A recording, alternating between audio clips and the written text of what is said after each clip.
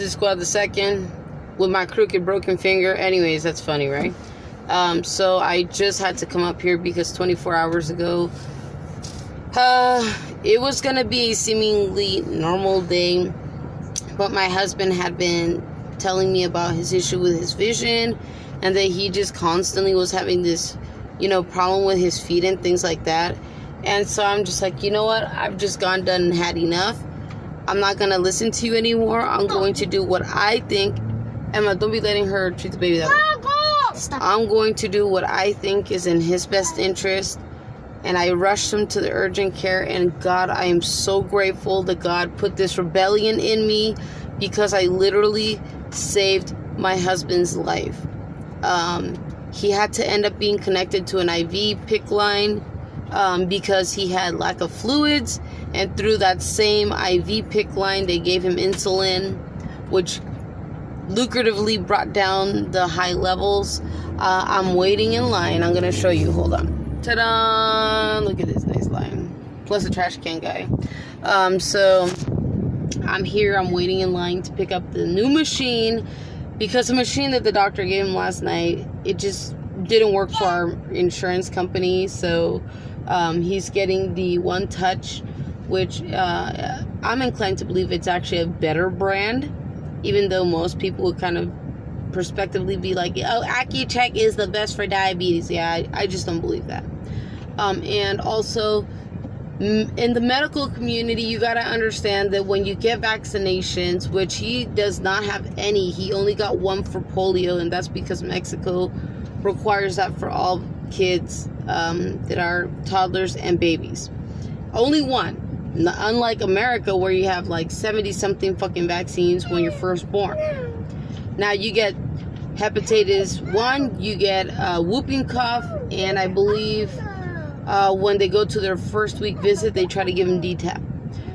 Let me tell you a little things about DTaP. When I was 7 months pregnant with my oldest son, who's prepping to be 4, it almost took away his life and almost killed me as well. I am an incredibly strong-willed person, so I fought to breathe, but what it was doing was it was stopping my breathing, essentially. But I was not going to leave this earth. I was not going to separate from my daughter's side and die while I was pregnant with her brother. I said, I am going to at least fight this, and I'm going to give birth to the brother, and then if something in the near future happens to me and I die, I can die in peace knowing that I got, did what I needed to do. Anyways, so long story short, the DTaP vaccine for adults nearly killed my son and I. I was actually coerced and forced by a health district nurse.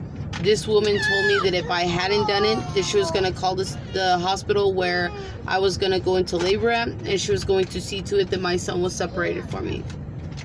And, being the mama grizzly bear that I am, I said to the fuck with that. And basically, hold on, honey, we're gonna go get you something right now.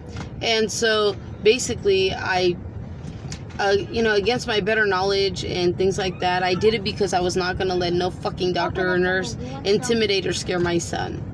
And basically, long story short, he stayed in my labor room the entire time. So from the moment they got him out of my womb to the time when I was in labor and recovery, he stayed in my room the entire 3 days that I was there. And not just him, but his brother as well. But when I had my other son, 2019, I was not coerced or forced to get any vaccines. So it was just a natural process, I guess, kind of, if you will. He is vax-free. Both of my boys are vax-free because my daughters and I are all vaccine injured, and we know the truth, basically. And so, long story short, refuse DTaP if you want to survive during pregnancy. Please, I implore you to do your research if you think I am full of shit. It almost killed me and my unborn son at that time. Please don't take DTaP when you're pregnant. But this is not about vaccines. This is not about the family. This is about my husband. So 24 hours ago, he was in urgent care. He had the IV, he got insulin, and he's still not completely stable. I talked to him a couple minutes ago at work, and I was notified that he tried the Accu-Check machine, and basically his levels are still really kind of high. So I'm going to pick up his medication and his new machine and things like that, and see if I can get him back down. Goggles. I brought me my gloves, my first aid kit, so that I can prep and take care of my husband when I arrive to his job. Typically, I wouldn't go to his job. I would do it once before he leaves and once before he eats at dinner at home. But because he's on the job and he's not doing very well, this is why I'm going to go over there. I love my husband to death. He is a hardworking man. Despite all of our challenges in life, we have always endured and succeeded. So, I'm looking forward to taking care of him and getting him back to health, and prospectively even getting rid of this diabetes. It is possible to get rid of it, you guys. So there is hope for you diabetics out there, but you do still got to be careful. Ayurvedic medicine does work, but it takes repetition and it takes time. It's not going to be like 1, 2, 3 and holy crap, I'm cured. No, it takes time. So I am going to investigate the medicine that they are giving my husband before he starts taking it, because that can potentially affect the natural medicine that we are going to try to do. So with that said, I am going to investigate this, and I will let you guys know of my findings. And I will give you guys an update on how my husband is doing. I would really appreciate if you guys prayed for him. You send your positive vibes, all that you can, guys, because he really needs it. He's super devastated. He almost didn't have the strength to get up and go to work today. So I would really, really appreciate you guys if you prayed for our family, and most importantly for my husband, that, he be given a clean bill of health, and, that we are successful at getting rid of this diabetes.